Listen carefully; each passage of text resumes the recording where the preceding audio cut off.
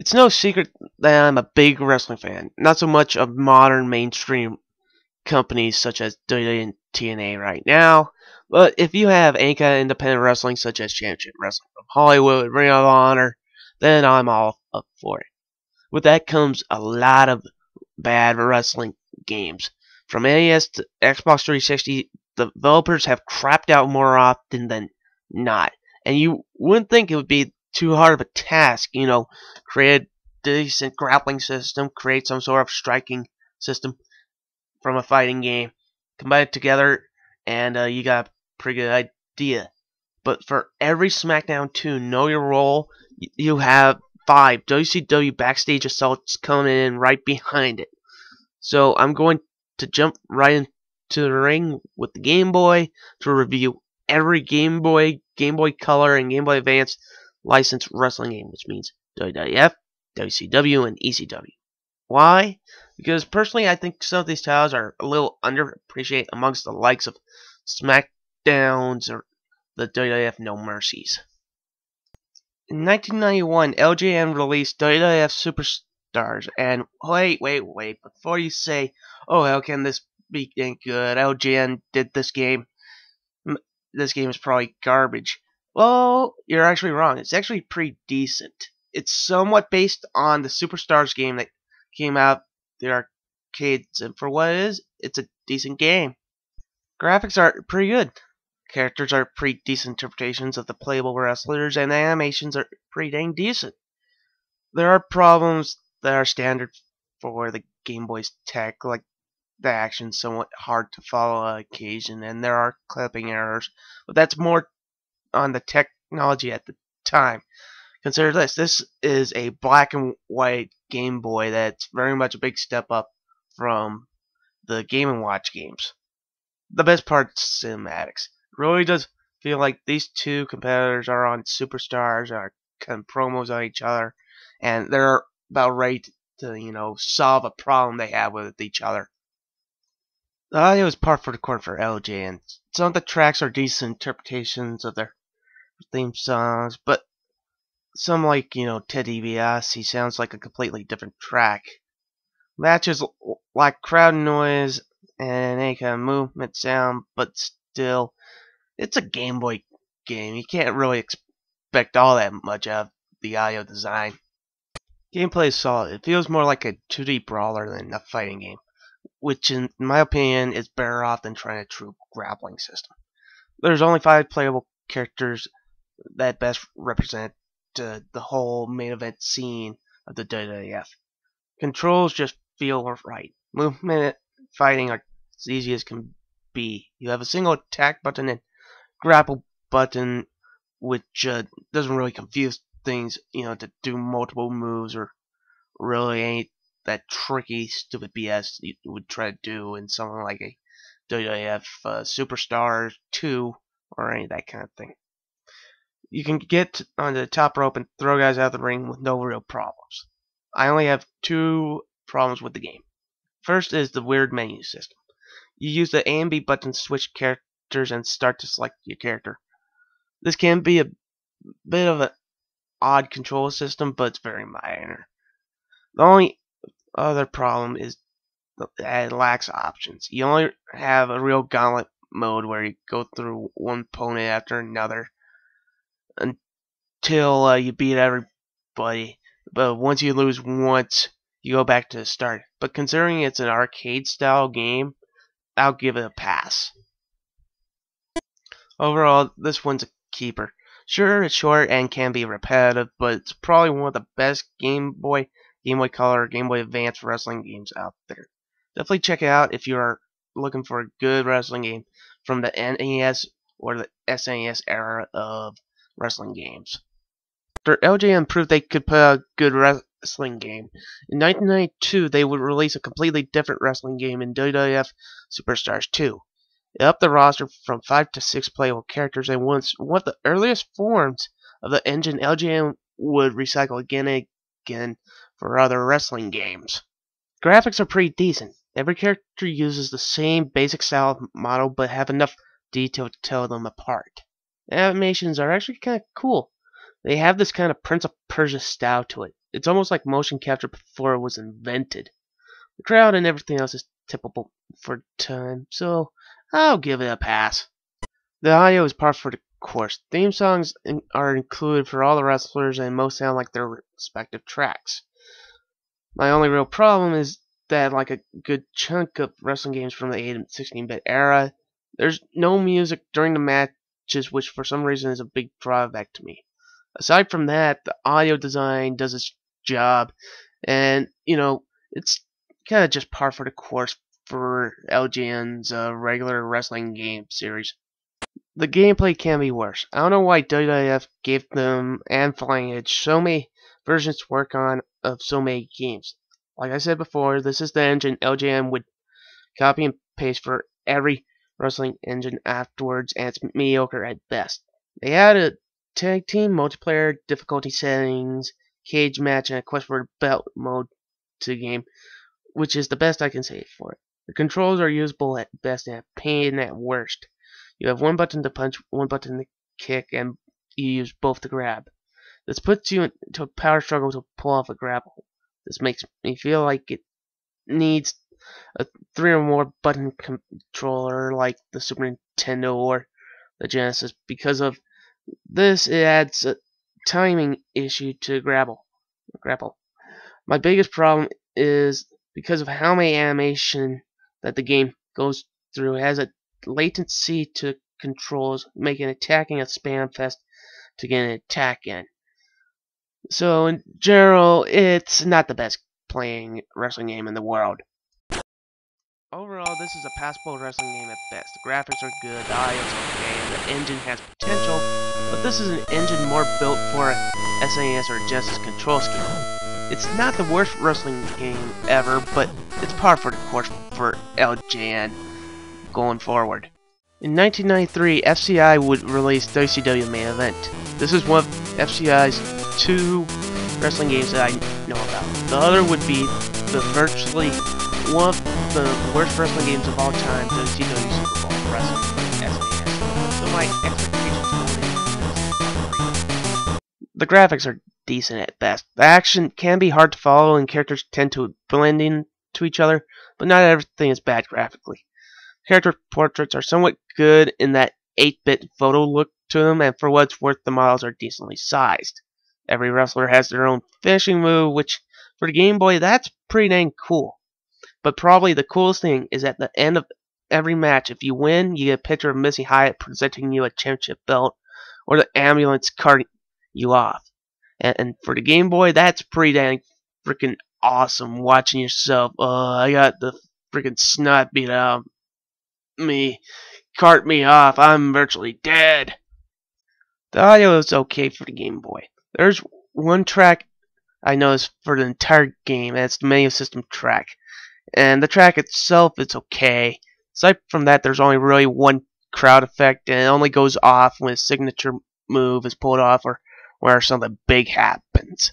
So it's kind of par for the course as far as Game Boy standards are concerned. The gameplay is decent if you can get friends to play it with. Matches can be done in either an Iron Man style match with a time limit or a best of up to 5 falls.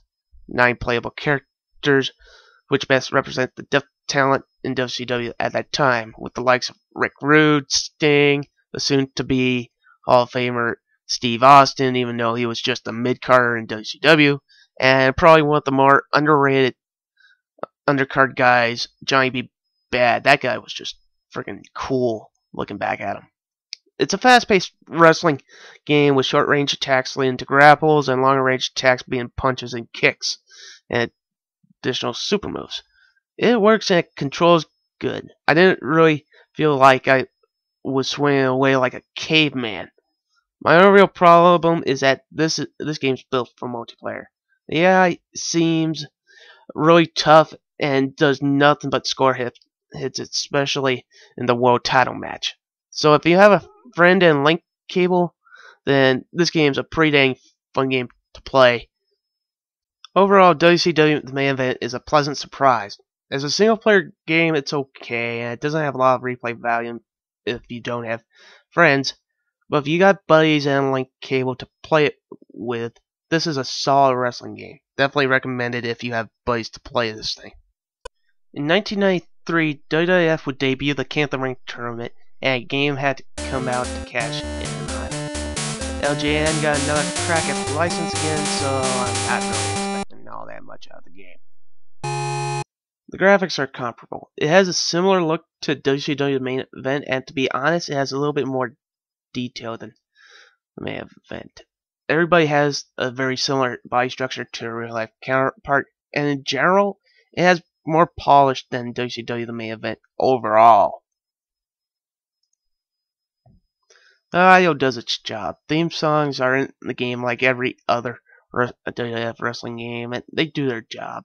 Aside from that, the audio is really just par for the course for wrestling games. The gameplay is pretty decent. 9 playable characters are in the game that are a good combo of old and new stars, including the likes of Hulk Hogan, Yokozuna, Bret the Hitman Hart, and even yourself. This is a cool thing, but you can't change the way your character looks, but it's forgivable because it's the freaking Game Boy. We didn't really have, aside from Fire Pro Wrestling in Japan, US didn't really have a true, create character mode. It has the same basic modes like tournament, tag, single, and the new King of Ring mode, which makes tournament mode useless. The controls work good enough, but this is another case of it needs an SNES or Genesis control setup. The A button initiates grapples, holding it makes you run, and short range just throws punches. This can cause some problems on occasion, but it's not game breaking. The game also has an attribute system as well. Some characters might be stronger, faster, or maybe it will take a bigger beating. You can also change the stats of your own character to the way you want them to be. This really doesn't matter, but it's a nice little touch. My last problem is that it's a single player game only. It's not a big problem, but after you finish Can't the Ring on hard, the game really has no replay value afterwards. Overall, Can't the Ring is a decent wrestling game. It's not going to set the world fire, but it's a good enough wrestling game to keep you entertained. And it's also definitely cheap enough that even if you don't really like the game, you're not out any more than $5. Definitely check it out if you're looking for another good or decent wrestling game from this time frame. In 1994, LJN got another crack at the WWF license with WWF Raw. This is a port of the WWF Raw game done by Acclaim on the SNES, which was an okay game for what it was. But since this is LJN and their track record for releasing very mediocre crap games is, it puts the graphics are mostly bad. I will give it this. The menus are a lot cleaner and bigger than WCW the main event and look a lot more realistic than WWF King of the Ring, but that's the only thing better than those two games. The thing that kills it for me are the character models. They look like tiny Lego men and just move jerky. Animations are half-baked at best and just scream poor quality.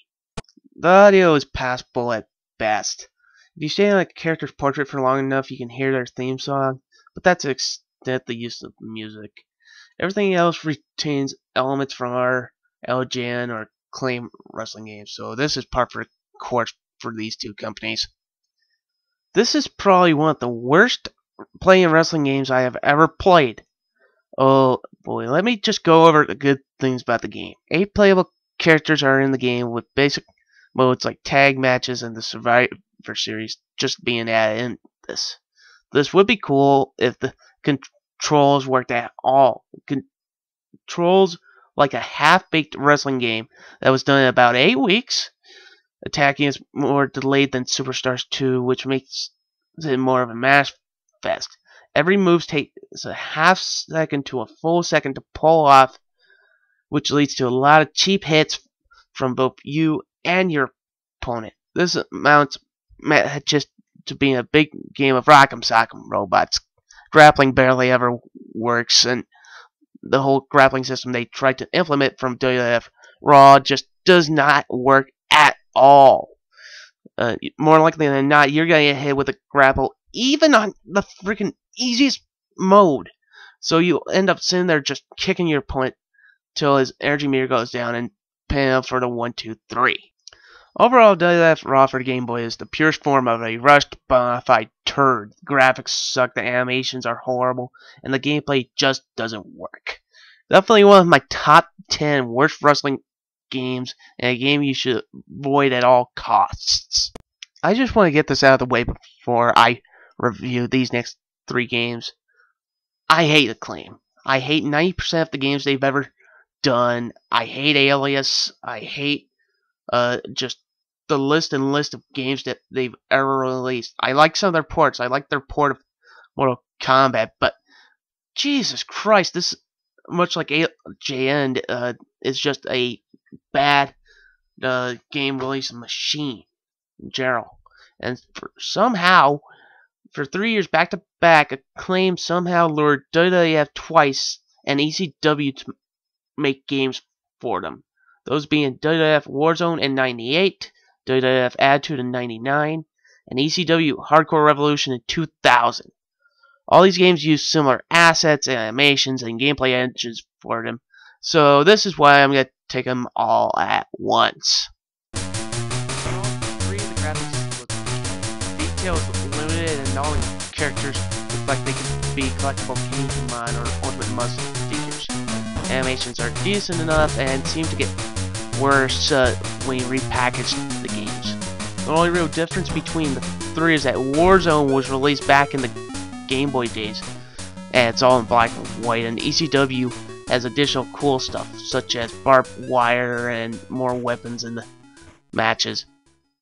So in general, they're okay looking, but it really just showed Acclaim didn't really care. They said, oh, we could just take all the assets from WWF Warzone and put them onto Attitude, and when WWF realized their games weren't very good, they said, oh, let's just take all the assets from WWF Attitude and just put them onto More Revolution. Find some other stuff. Audio is very minimal. Sure, you get the Browse War themes and get a couple other tracks for other games, but the sound effects are basic, and the whole audio package in general is just flat out passable.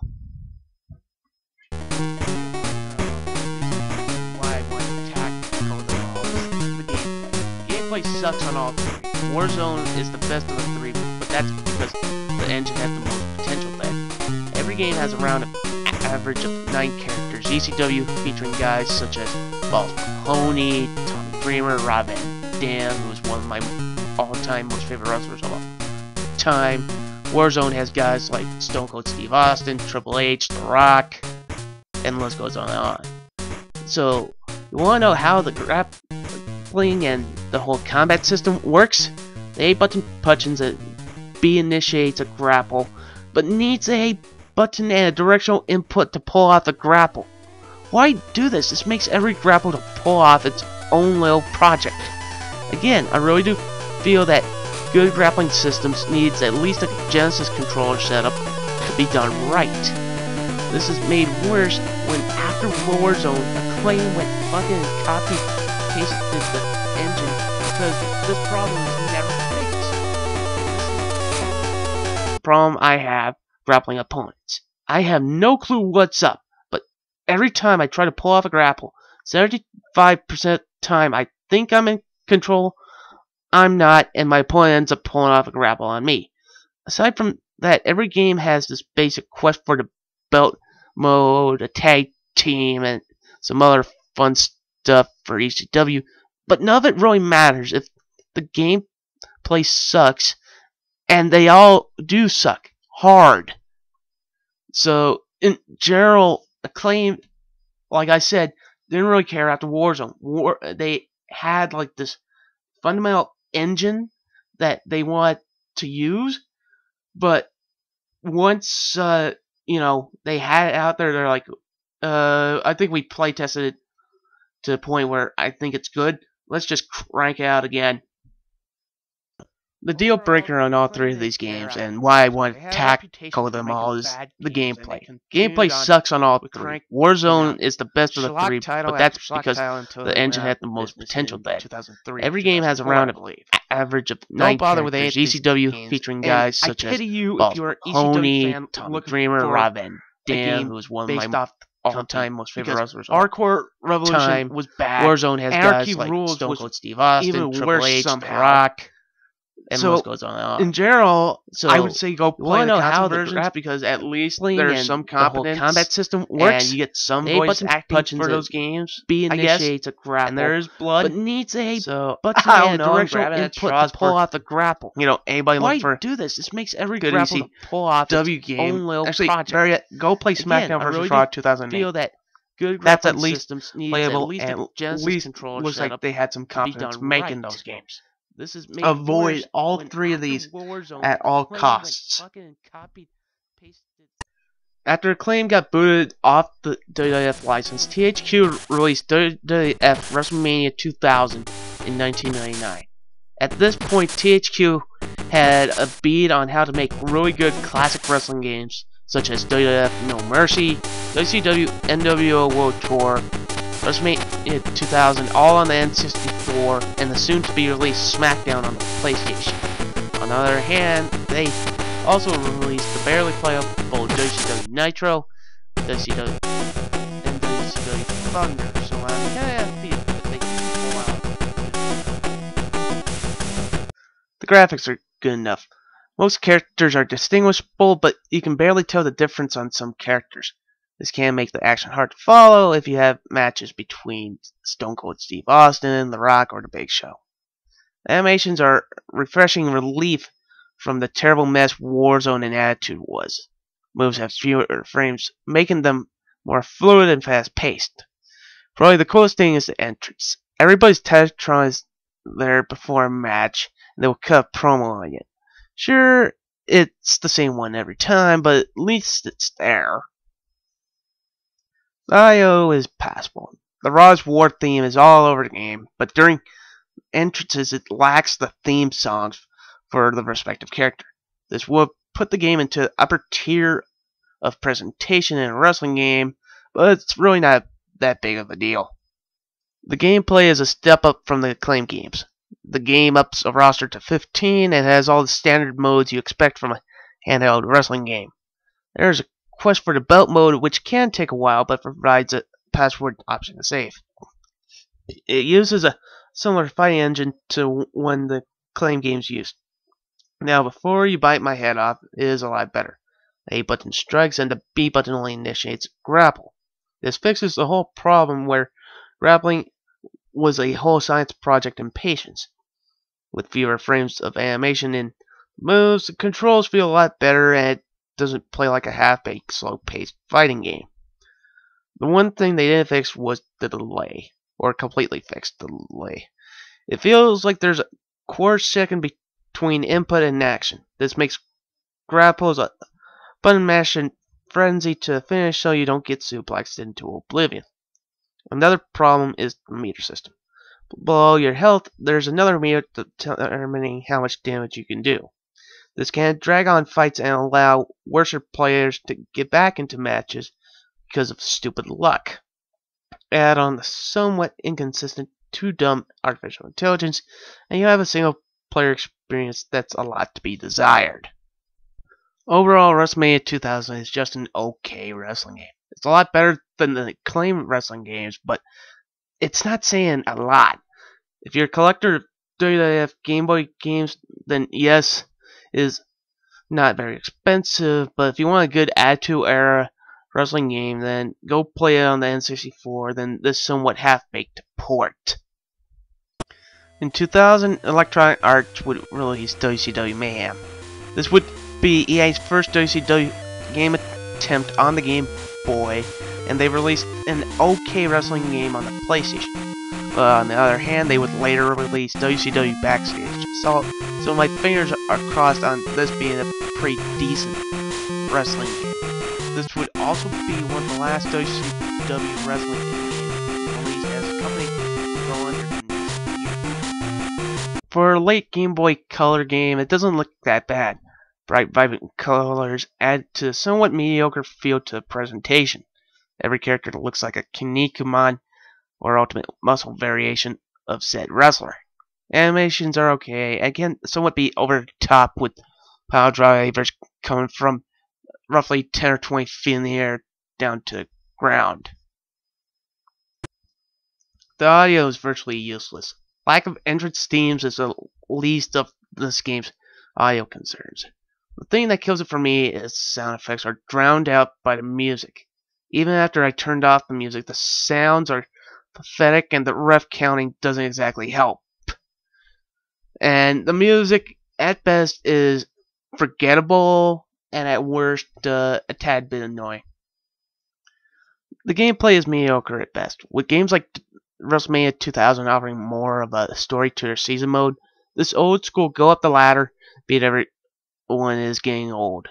12 playable characters are available with only a quest for the belt and exhibition modes available with multiplayer for single matches. The game controls are iffy. You move at a fast pace and controls get into grapple, striking feel tight, but the grappling system itself sucks. You get into a power struggle that you really can't figure out who's in control, and even if you do, it's a pain to get a suplex or a slam off.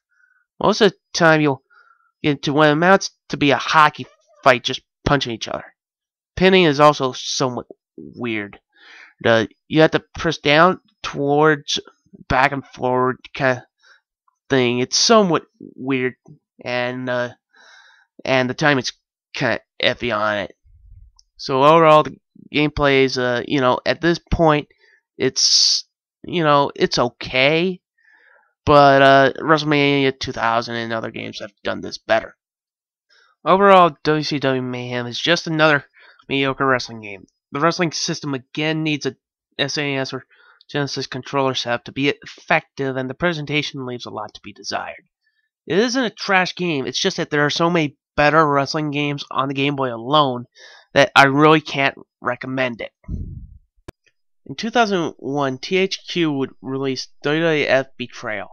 This is probably the weirdest licensed WWF game until WWF Crush Hour would be released a few years later. It's a 2D beat 'em up in the style of games like Final Fight and Streets of Rage, and has a reputation to not only be one of the worst wrestling games of all time, but as one of the worst Game Boy games ever. So, I'm expecting the worst here. The graphics are terrible. With the Game Boy Advance coming out same year, this game looks dated. The animations are mediocre at best. Each character is limited to just 4 moves, and 3 of them are recycled by all the characters. Even the levels are flat and boring. Nothing has any kind of life or character to it and will be forgotten in a shorter amount of time than it took to finish it. The audio is annoying at best. Every bit of the audio design serves to annoy me to the point that I mentally mute the game. The music even cuts out at points at the end of the track so it can load it again, sinking the whole presentation even lower than it already was. The game plays like a half-baked beat-em-up. I can live with mediocre graphics and the garbage audio, but the gameplay absolutely sucks. Now, before I bury it like Triple H has done with young careers, controls do work. Controls are the best part of the game, with them being simple and easy to use. Where the game sucks is almost everything else. Hit detection sucks. Easy hits are often misses and can cause frustration. The artificial is almost non-existent on standard bad guys. Enemies will stand in place and do nothing until you come forward and swing a punch at them. Bosses amount to a big old game with rock'em sock'em robots until you discover that, oh, I can run backwards, do a drop kick, and get a free hit, and which usually causes your opponent to get another free hit as well. Probably the best thing aside from the controls is that it's short. The game's only 6 levels long and can be completed within an hour, so your suffering doesn't last too long. Overall, WWF Betrayal is one of the worst beat 'em ups I have ever played and finished. There's nothing good here. Top to bottom, the game sucks and only serves as a cash-in. One last low dive for money on the Game Boy Color before the Game Boy Advance comes out. If you want a good beat 'em up, go play one of the Teenage Mutant Ninja Turtles game and leave this in the garbage bin so it could sit there at like $5 for all eternity. Around the time the Game Boy Advance was released, THQ published yet another WWF game called WWF Road to WrestleMania. With a new bit of hardware, I was hoping this game would not suck much like the majority of Marcel's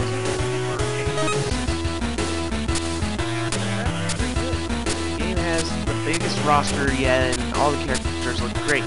The art seems very inspired by the Fire Pro Wrestling series and has a lot more detail than those games. All the standard venues are in the game, like Raw, SmackDown, Royal Rumble, and so on. But probably the coolest part is the entrances. They took some of the ideas from SmackDown and combined them with Fire Pro Wrestling, making this the greatest looking wrestling game using 16-bit graphics at that time. The audio is also solid. With the most expansive roster comes their theme songs, and they sound incredible. They take full advantage of the GBA's sound capabilities with some voice samples in there for good measures. Effects are also solid and just add to the feel that like you're at a wrestling event.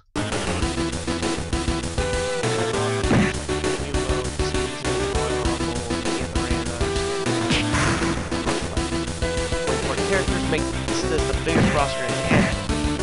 They went to big buttons. Controls for combat are simple and can be effective when they are.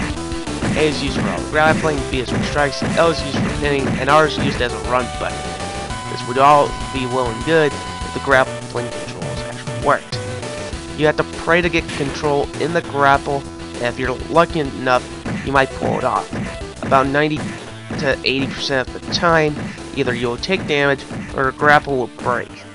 This is a deal breaker for me because it turns every fight into a glorified game of Rochambeau.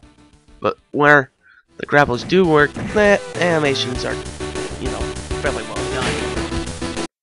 Overall, another year, another mediocre wrestling game. They wanted to show off the full power of the GBA so bad that they forgot to make sure the game was actually good. If you want a good wrestling game on the GBA, I'd sooner go play the Fire Pro Wrestling game or King of the Ring than this. After a 3-year hiatus in 2004, THQ would release one last Game Boy Advance game in WWE Survivor Series. THQ had already put their tails off on the now classic SmackDown series and didn't really stray from the path. So this could be good since they really took a break from it. Graphics are pretty good. Character models all have a more realistic and almost pseudo 3D look to them. Animations and everything else is done good enough to add to the experience of each match. My only real problem is that possibly due to the limits of the GBA. Titantrons are gone. Every character walks the same way to the ring with their theme song in the background. This is very minor, as this is probably one of the best looking GBA wrestling games out there. The audio is par for the course. Theme songs are licensed and are tough quality for the Game Boy Advance. Effects and everything are pretty much par for the course and are, kind of the standard we expect from a THQ published game. Oh boy, the gameplay is an absolute train wreck. It's like THQ looked at Road to WrestleMania and set out to make one of the worst wrestling games of all time. Beginning to end, this game sucks. The biggest deal breaker of this is the controls. It uses a similar fighting engine as Road to WrestleMania, and no, they didn't fix its problems. The controls are worse. I don't know how you do that. Fighting goes from a big Rochambeau contest to one of the jerkiest and worst wrestling games I've ever played. Every input takes a full second to a second and a half to pull off any move, and when it does, it is the slowest, clunkiest attacks I have ever seen in my life. It might as well be in a turn-based strategy game for all I am concerned. Sure, there are different modes like Camp the Ring, Royal Rumble, but it's all rendered useless when the game is almost or virtually unplayable. And I say this as one of the worst playing wrestling games of all time, with full knowledge of TNA Impact on the PS2 and AAA Lucha Libre on the Xbox 360. If you want a blueprint on how not to make a wrestling game, look at Survivor Series or ECW Hardcore Revolution. Playing Survivor Series is like having sex with a monkey while drunk. Sure, your liquor bad seems like a good idea at first, but almost at the worst go, you end up regretting it. Avoid this game at all costs, unless you want to look at a blueprint on really how not to make a good wrestling game. In conclusion, the Game Boy has a few gems in its library, but much like most consoles from the 8, 16, and somewhat the 32-bit era, there's a lot of turds in there. My top 5, going from 5 to 1, would be WWF Superstars 2, then WrestleMania, then King of the Ring, then Superstars 1, then my most favorite would be WCW Main Event. The 5 worst, going from 5 to 1, would be WWF Attitude, ECW Hardcore Revolution, WWF Raw, WWF Betrayal, and finally WWE Survivor Series. By a long shot, Survivor Series would be the worst. So thanks for joining me on this run through this trash bag of wrestling history to some extent. We did find some gems in there, and thanks for watching.